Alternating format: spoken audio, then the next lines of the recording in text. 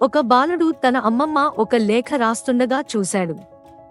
ఆ సమయంలో అతను అడిగాడు, మీరు మనం చేసిన విషయాల గురించి కథ రాస్తున్నారా? అది నా గురించి కథనా అని అన్నాడు. అమ్మమ్మ రాయడం ఆపి, నిజానికి నేను నీ గురించి రాస్తున్నాను. కాని మాటల కంటే నేను ఉపయోగిస్తున్న పెన్సిల్ చాలా ముఖ్యమైనది. నీవు పెద్దవాడయ్యేప్పుడు ఈ పెన్సిల్ లాగా అవ్వాలని నేను ఆశిస్తున్నాను అని చెప్పింది. ఆ బాలుడు పెన్సిల్ను చూస్తూ అడిగాడు, కాని ఇది కేవలం ఒక పెన్సిల్ మాత్రమే అని అన్నాడు.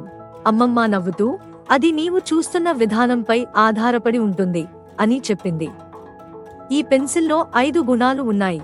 నీవు వాటిని గుర్తుంచుకుంటే నీవు ఎప్పుడూ ప్రపంచంతో శాంతితో ఉండే వ్యక్తిగా మారుతావు. మొదటి గుణం, నీవు గొప్ప పనులు చేయగలుగుతావు.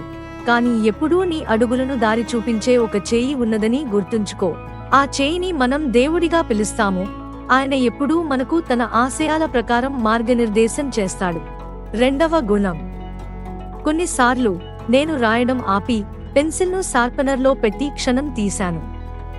అది కొంత నొప్పి కలిగిస్తుంది, కానీ ఆ తరువాత పెన్సిల్ చాలా షార్ప్ అవుతుంది.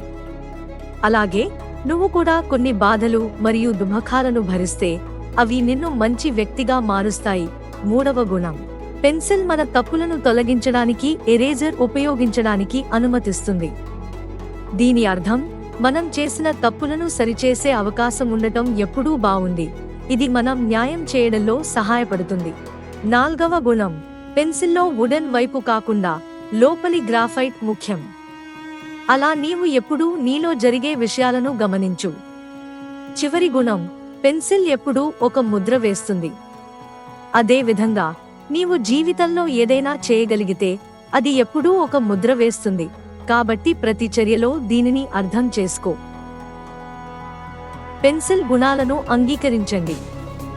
దారి చూపించడాన్ని, కష్టాల నుండి నేర్చుకోవడం, తప్పులను సరిచేయడం, లోపలున్న విలువలకు శ్రద్ధ పెట్టడం, మరియు మీరు ప్రపంచంలో ఎటువంటి ముద్ర వదిలిపెట్టుతారో దానికి అవగాహన కలిగి ఉండండి.